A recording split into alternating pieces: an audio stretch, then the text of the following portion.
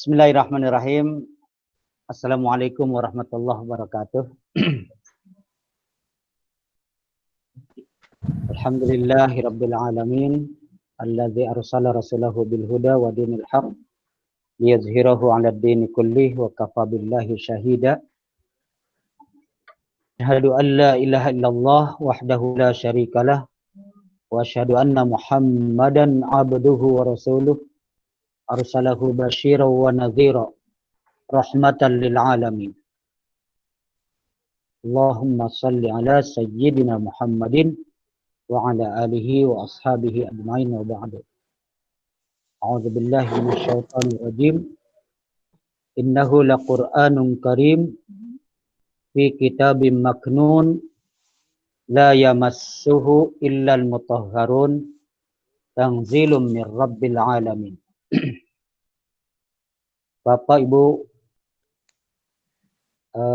semua yang insya Allah yang sudah menyaksikan dan akan menyaksikan, bisa saja nanti ketika ini di-share ada yang menyusul yang menyaksikan tayangan ini. Mudah-mudahan semuanya dirahmati oleh Allah Subhanahu wa taala. Saya ingin memperkenalkan nama grup. Ya, nama grup. Kenapa KTT bersama Sirot KKCC? Kalau KTT-nya yaitu kajian tafsir tematik. Mohon maaf yang bergabung di sini tematik. Setiap ada T di sini komputernya nih rada unik. Kalau T kecil munculnya kayak salib. Jadi mohon maaf ya, jadi nanti di review lah insya Allah lewat ini, lewat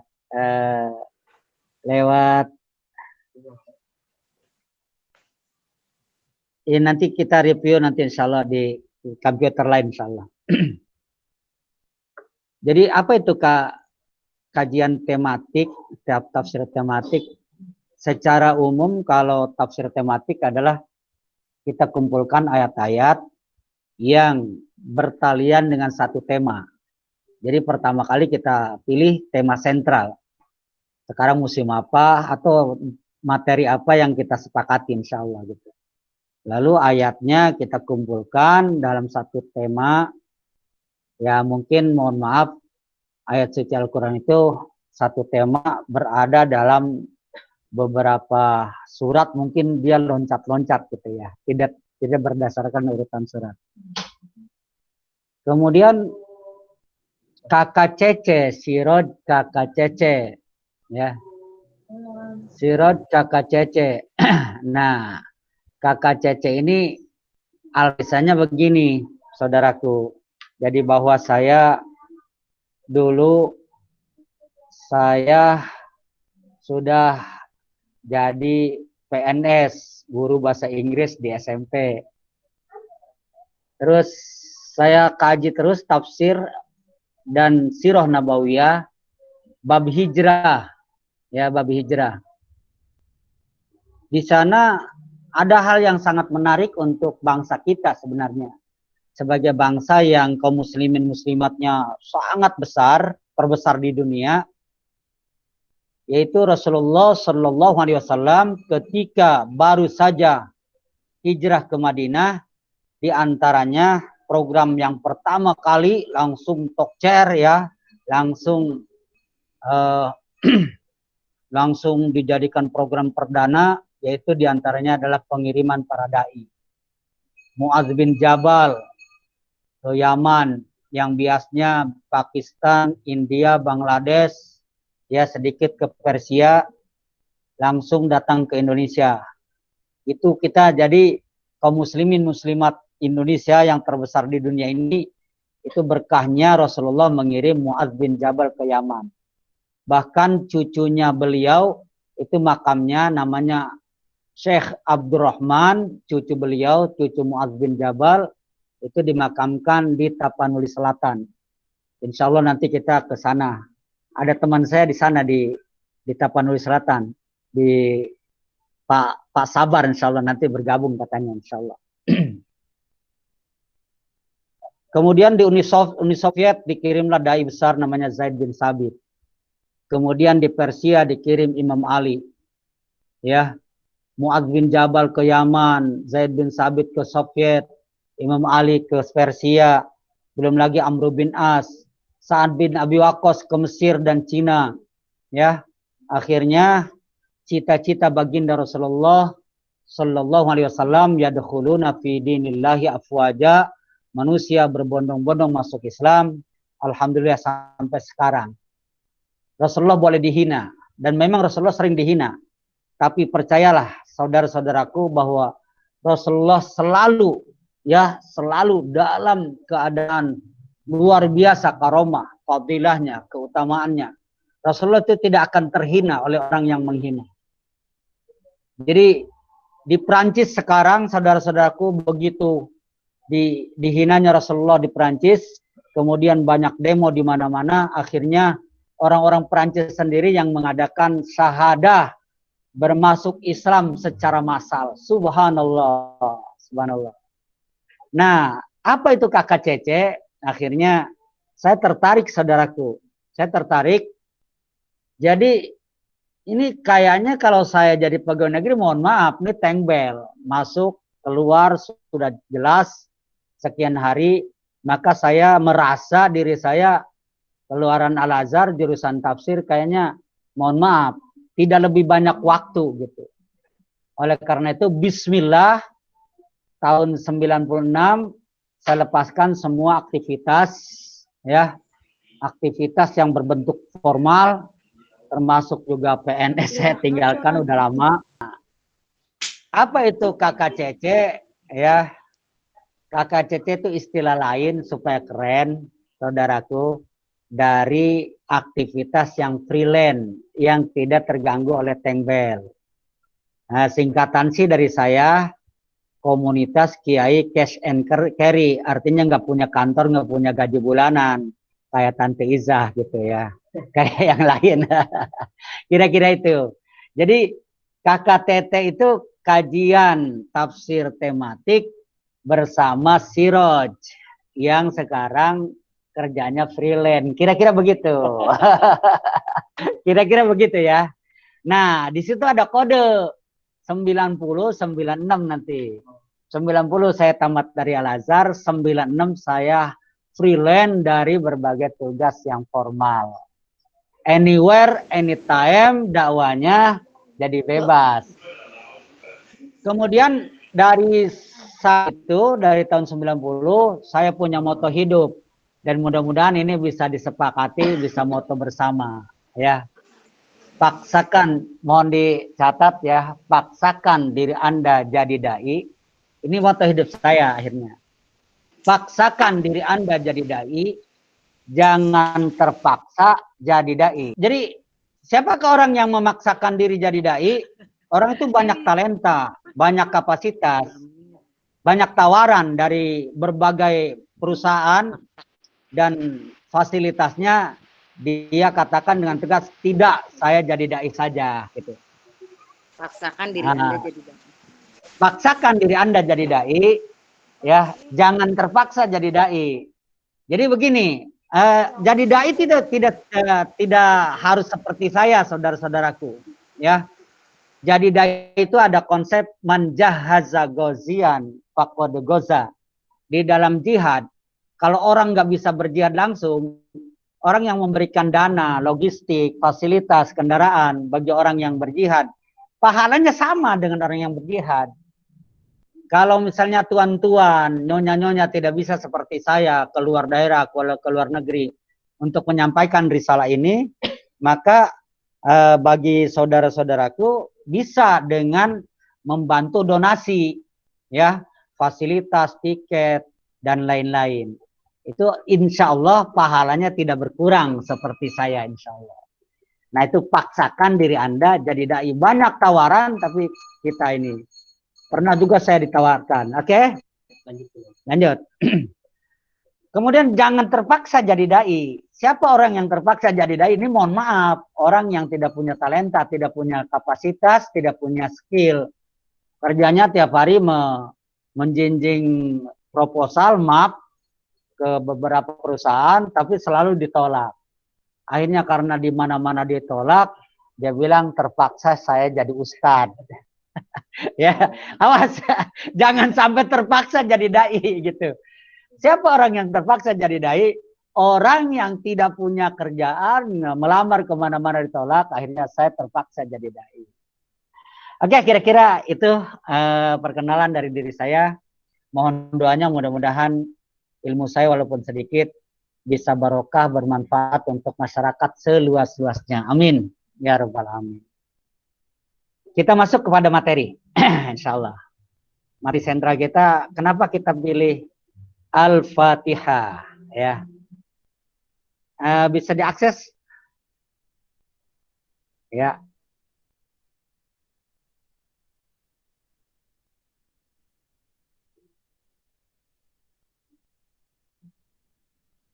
Oke. Materi kita sekarang kajian tematik surat Al-Fatihah. Ya. Alhamdulillahirabbil alamin. Biasanya diterjemahkan alhamdulillahi rabbil alamin, segala puji bagi Allah, kan gitu ya. Rabbil alamin apa? Seru sekalian alam gitu. Apa? Tuhan semesta alam atau gimana biasanya? Oke. Gimana? Gimana? Tuhan semesta alam. Oh, Tuhan semesta alam. Oke. Yuk kita, benar nggak nih, coba kita lihat ini apa ya, ini. Oke, alhamdulillah. Nah di sini nih lihat ya, lihat ini cursor saya, alhamdulillah. Ya lihat ya, alhamdulillah. Ya, alhamdulillah ya. Nah di sini alhamdulillah asana bil jamil, alhamdulillah asana bil kamil. Kalau asana bil jamil ini pujian yang dimensi yang baik-baik saja, nanti saya terangkan. Kemudian asanaul kamil, pujian yang maha paripurna, sempurna di sini. Nah, oke, saya kembali ke atas. Alhamdulillah ya, saudaraku, alhamdulillah ini maknanya bukan segala puji. Mohon maaf nih, di sini makna aslinya itu bukan segala puji, tapi ini kata tunggal nih, bukan kata jama. Ya, alhamdulillah ini sini bukan tunggal, bukan jama, tapi tunggal. Maka di sini jadi mubtada. Kalau bahasa Indonesianya pokok kalimat ujian itu, ya, ujian itu. Nah, lalu kenapa diterjemahkan segala? Ini bukan terjemah, tafsir nih. Nah, kenapa jadi segala nanti? Aslinya adalah pujian itu. Ya, alhamdulillah. Coba lihat. Nah, alhamdulillah asalnya ini pujian itu.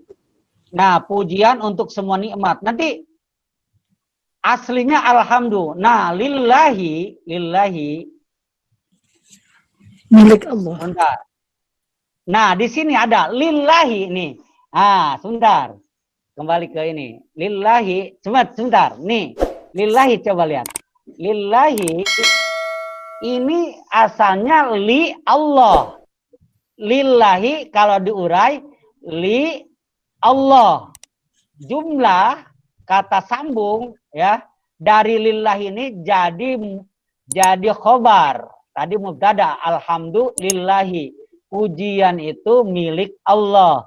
Nah, kalau bahasa Indonesianya, alhamdulillah itu pokok kalimat. Lillahi jadi sebutan. Nah, gitu ya. Nah, lillahi asalnya li Allah. Li itu artinya milik.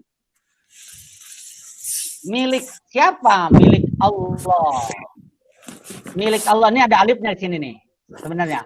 Jadi asal katanya lillahi li Allah. Pujian itu milik Allah. Jadi gini, bahwa pujian itu berhubungan dengan nikmat. Nikmat dari mana saja, dari apa saja, dari siapa saja, dari sistem apa saja yang datang kepada kita, aslinya nikmat itu milik Allah. Ya, aslinya milik Allah. Maka ketika kita mendapatkan nikmat, misalnya kita dibantu oleh orang, oleh teman, dikasih duit, nggak punya ongkos di jalan, nggak bisa nongkos, ada yang ngasih ongkos, nah kita mengucapkan alhamdulillah. Walaupun kita dikasihnya oleh teman, asalnya rizki itu dari Allah. Maka kita pujiannya kembalikan kepada Allah. Gitu. Maka alhamdulillah. Segala puji milik Allah. Dari mana saja. Misalnya gini. Dengan sistem misalnya. Dengan sistem. Tiba-tiba kita lagi butuh air hujan. Ya. Padi kita, tanaman kita lagi kekeringan. Kemudian tahu-tahu dengan doa kita turunlah hujan. Itu kan sistem yang Allah buat. Ya. Sistem. Intinya lalu padi kita bisa dipanen dengan subur dan lain-lain. Kita mengucapkan segala puji bagi Allah. Dengan asbab hujan kita bisa panen. Nah, hujan ini itu Allah yang mengendalikan. Orang yang memberikan kepada kita, walaupun itu kelihatannya tidak langsung, rezeki itu, kalau orang itu tidak diberikan rezeki oleh Allah, lalu tidak diberikan hidayah, semangat untuk memberi kepada kita, kita tidak akan dapat ongkos. Maka pujian itu tetap kita alamatkan kepada Allah Subhanahu wa taala. Segala puji bagi Allah.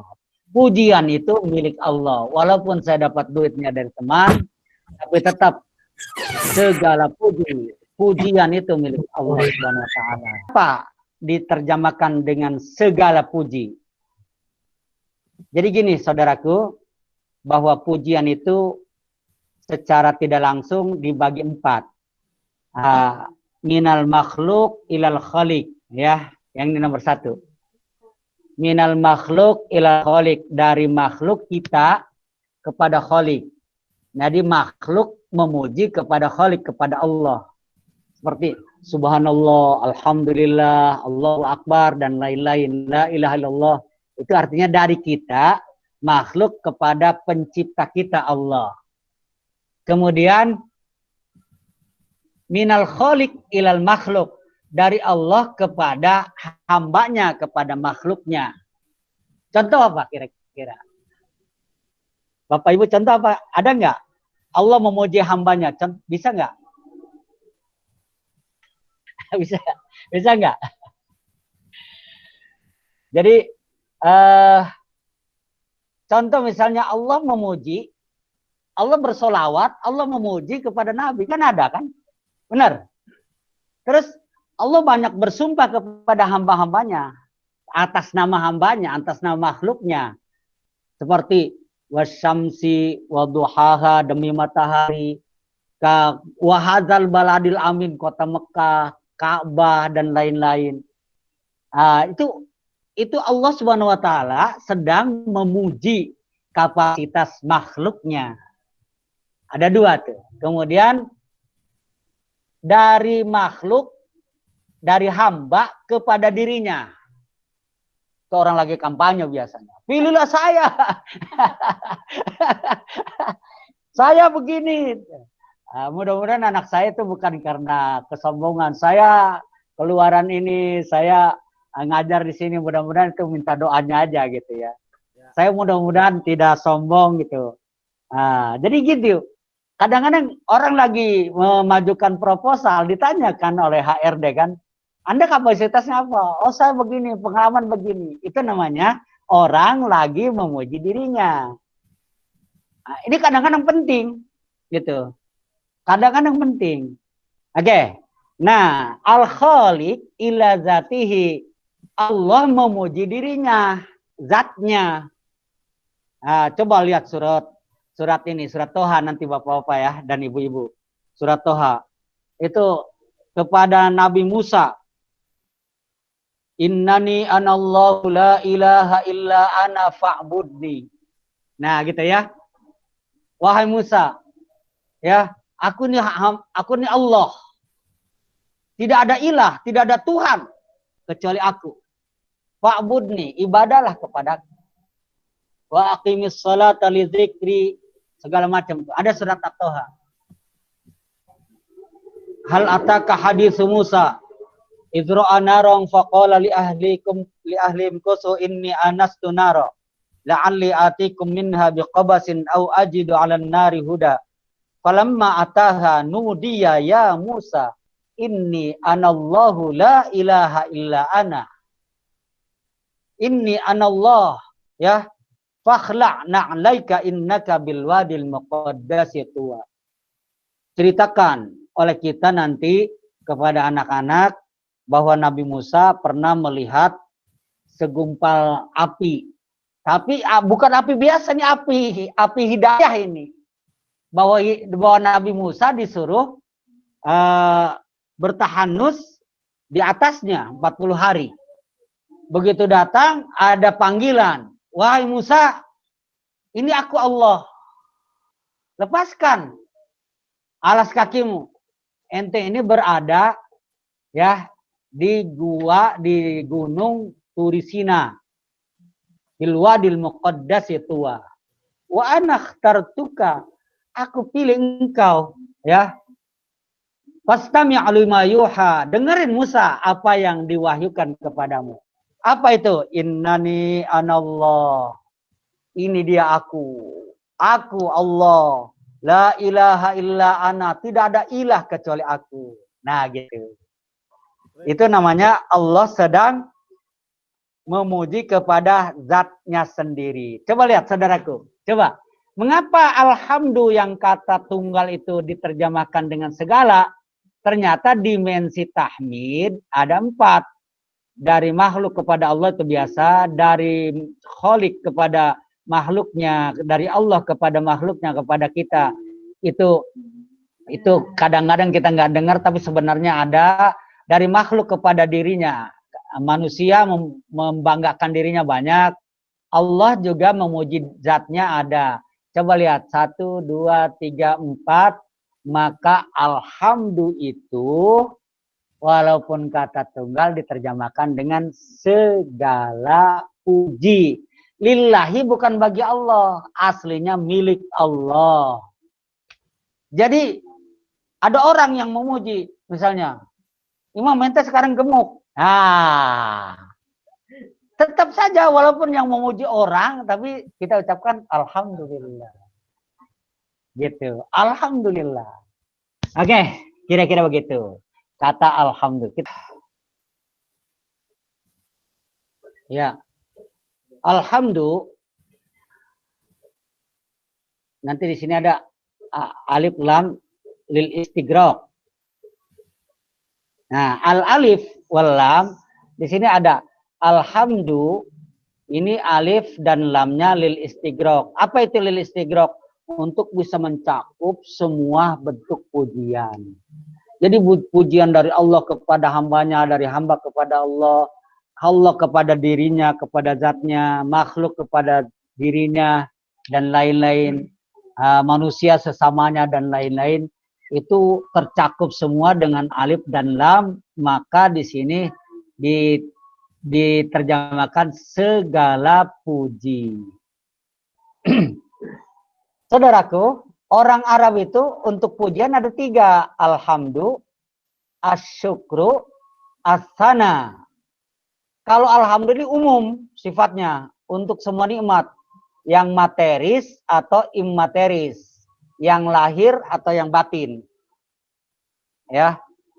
Kalau nikmat materis, ya dapat duit, rumah gede, mobil mentereng, apalagi tuh. Iya, kalau termasuk ini gaji juga tinggi, fasilitas kalau di kantor ya. Nah, itu materis. Kalau immateris ini, alhamdulillah kita bisa begini nih, nikmat immateris nih, dapat hidayah, badan sehat, otak cerdas ya, jiwa yang bersyukur, soleh. Nah, ini immateris. Tapi kalau alhamdulillah bisa tercakup semuanya, yang materis dan yang immateris. Tapi kalau asyukru, kita sukron itu kepada orang kalau kita dikasih duit. Kalau kita ketemu teman, ini orang soleh banget gitu kan, ini orang rajin banget, ini orang sehat banget, itu asana ujian itu. Tapi baik nikmatnya materis maupun immateris, yang simpel kita ucapkannya alhamdulillah. Enggak begini, kalau dapat duit bilangnya asyukrulillah. Itu benar sebenarnya. Ya, kalau kita dikasih sehat, dijadikan orang soleh, solihah, rajin baca Quran, tilawah dan lain-lain, kita mengucapkan as-sana'u lillah anta kama asnaita ala nafsika. Tapi kita yang simpel aja kan, alhamdulillah. Buktinya apa? Rasulullah mengajarkan kepada kita, kalau ente ditanya, ya, kalau ente ditanya kaifa haluka ya akhi, jawabnya alhamdulillah. Padahal makan seringnya jawabannya tentang sehat kan. Bapak, Ibu, bagaimana kabarnya? Alhamdulillah sehat. Kalau sehat, ke sini jurusannya. As-sana lillah. Tapi kita tidak mengucapkan as-sana lillah, tapi alhamdulillah. Ini tambahan ya. Tambahan dari 4 dimensi tadi. Di samping itu bahwa alhamdulillah itu juga mencakup syukur terhadap nikmat yang materis maupun yang immateris. Maka kata alhamdulillah ini istigrok, mencakup semuanya